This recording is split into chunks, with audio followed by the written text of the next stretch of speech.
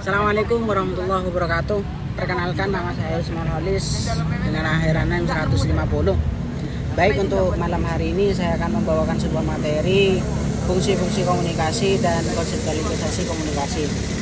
Baik, untuk komunikasi ataupun yang bertema tentang materi ini, yang mana di situ fungsi komunikasi itu ada 4 yang dikutip oleh William Ricardo. Yang pertama, fungsi komunikasi sosial, yang kedua komunikasi ekspresif, ketiga ritual, dan yang keempat itu instrumen.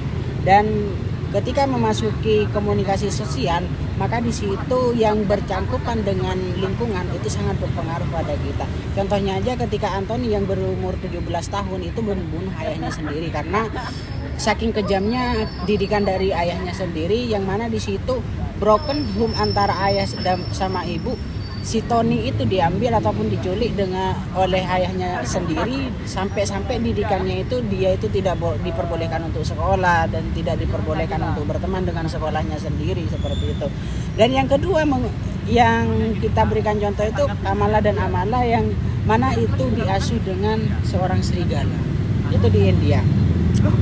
Ketika kita menyangkutkan dengan ekspresi realita kita pribadi, ketika kita bersama ataupun berlingkupan dengan orang yang tambal ban, maka yang dibicarakan gak bakalan nyampe ke sayur, pasti tambal ban, seperti itu. Kalau kita masuk ke pasar, maka di situ bakalan sayur, ikan, ada semuanya, gak bakalan pendidikan yang mau dibicarakan. Itu komunikasi sosial.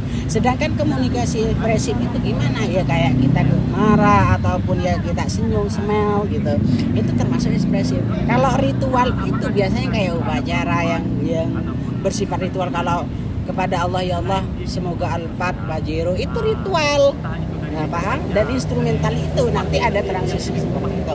Nah, memasuki ke konseptualisasi, di situ ada yang namanya, kan konseptualisasi itu ada 3, yang mana di situ komunikasi sebagai tindakan satu arah, yang mana itu gak bakalan ada umpan balik. Contoh dari medsos itu gak bakalan ada umpan balik. Dan yang kedua itu sebagai interaksi. Kalau interaksi ini yang mana di situ antara satu kelompok dengan sendiri itu bakalan ada yang namanya timbal balik seperti itu. Dan yang ketiga itu sebagai transisi, yang mana di sini Dean Burnett, komunikasi bukan reaksi terhadap suatu ataupun interaksi dengan suatu, melainkan yang memungkinkan manusia menemukan dan menisbahkan makna untuk mewujudkan maksudnya. Maksudnya gimana? Terkadang komunikasi itu ada yang kita pahami dan ada yang kita tidak pahami, seperti itu. Dan intinya lah, komunikasi itu kalau kita mengutip, ada itu cerita orang Amerika yang mana itu paling tidak pernah menggunakan komunikasi. Maksudnya gimana? Tuli, buta, dan gak bisa ngomong, seperti itu. Itu saking tidak bisanya berkomunikasi. Kayak kalau seperti itu ya apalah daya, Allahu a'lam yang tahu, seperti itu. Mungkin sekian dari saya. Assalamualaikum warahmatullahi wabarakatuh.